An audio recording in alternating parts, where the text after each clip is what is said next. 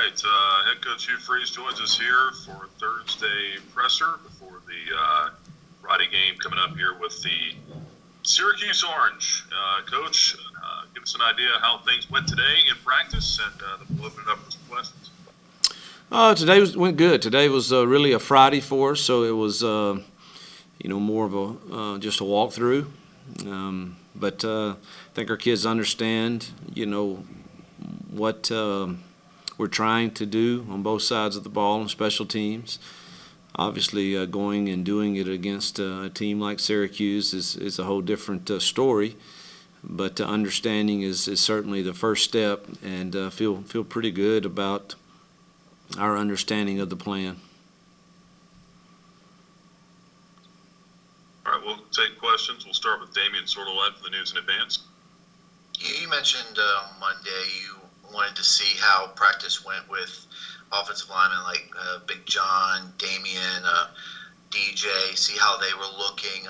How have they progressed during this week, and do you expect any of those guys to play?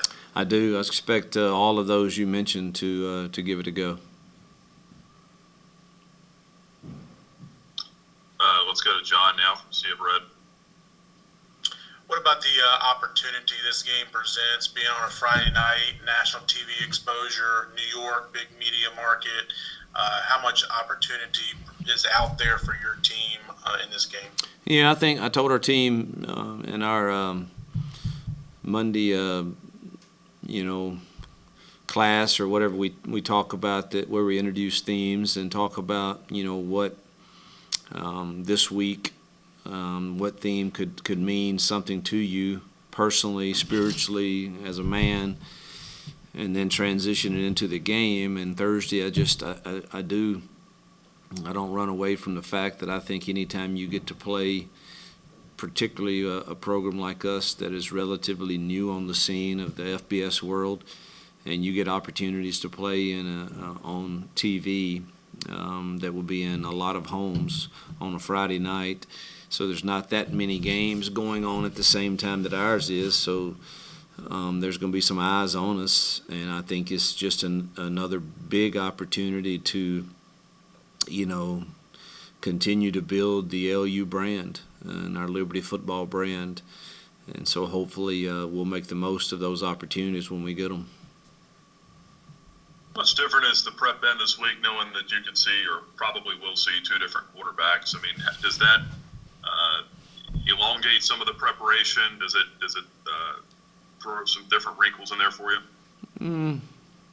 I mean, yes, it's a little different, but Scott and them, this is not the first time we've faced a team that's got two quarterbacks, so it's not like it's made our practices a lot longer or anything. So I trust. I don't mess with our defensive guys very much at all. I have trust in them, and we'll talk between now and then more about our red zone plan and our third down plan. But I hire people like that and give them a lot of trust, and they've done well with it, and certainly would do better than I would. And I know what I'm decent at, and I know what I'm not decent at, and I'd probably just mess that up. I do think my help to them is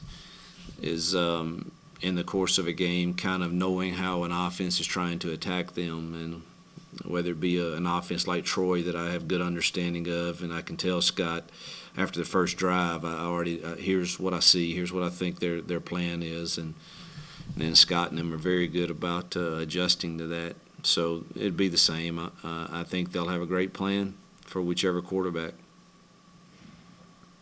Damian? We've spent, I think, the first 3 weeks asking you about the offense, and you talked about the lack of consistency through the first couple of weeks and started to see some of that turn the corner. How is it this week in terms of the tempo and consistency and making sure that offense is primed and ready to go for Friday night? I think we're moving in the right direction for sure. This is going to be the most talented defense we've played, and no one has. In the one game they lost, they still only gave up under 300 yards, 200 yards or something like that. It was crazy. I mean, their stats are crazy good. So it's a great challenge. And, I would love for us to be efficient every time we touch the ball, and I have I have to watch myself with my expectations on that.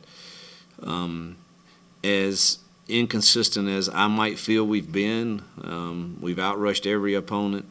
We have not turned the ball over, and we've 2 games probably only played 3 quarters to what your offense could do, and so I think for the bottom line is our scoring offense I think is around 38 a game or something like that, and we hadn't turned it over, and we've outrushed our opponents. You're going to win some football games doing those things. So do I wish we were consistent every single possession? Yes, but sometimes you tip your hat to the guys on the other side made good plays.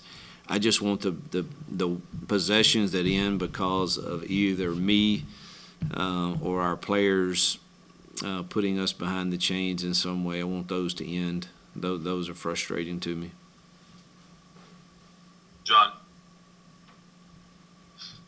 I don't know if you get much of a chance to read or listen to many of your players' interviews or press conferences or anything, but the way Malik Willis handles himself on the field, off the field, in front of media, as humble as he is, have you ever been around a college player with that level of skill and talent that also is that humble and seemingly does all the right things? Yeah, I don't listen to hardly any interviews unless y'all post them, but I do read. When you say here was his quote of this or that, and man, it is just, as a coach, it's rewarding to hear one of your players say something, and in your mind you go, yes, he listened to me.